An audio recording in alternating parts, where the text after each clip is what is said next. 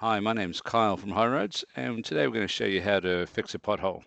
As you can see around the outside here, we've got a lot of alligator cracking, which means that this pothole isn't a great example. It means the asphalt's on its way out and it's really gone. But putting in the asphalt is certainly going to slow down the deterioration of the asphalt, and we'll show you how to do it anyway. So the first thing I'm going to do is give it a good sweep out. We've done most of that already, but we'll just get rid of the rest of the rubbish that's in there.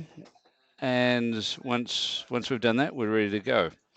Now it's really important to give ourselves a nice edge around the outside. We want ideally 5 to, well, at least 5, but up to 15 to 30 mil in depth around the outside, because that gives us more strength. Now we'll just pour the mix into the hole, and you can see that it's going to move. There it is. It moves very easily and nicely. That's why contractors love our mix. It's because it just flows out of the bag, and as you'll see, it's really easy to move around. So I'm just going to use a shovel, but the back of a rake will work just as well. And we just move it around. Now, you might think, oh, it's so easy, it moves around so quickly and nicely and easily. Is it going to stay in the hole? Well, it does. And that's one of the reasons our product is so popular and so successful with contractors.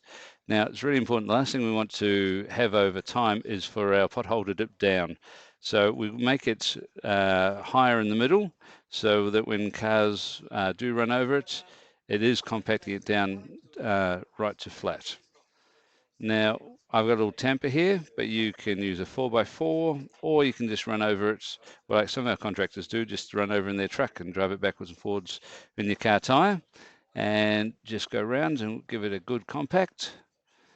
And once that's done, once we finish doing that, it's all over. So all we've got to do is clean, pour, and compact.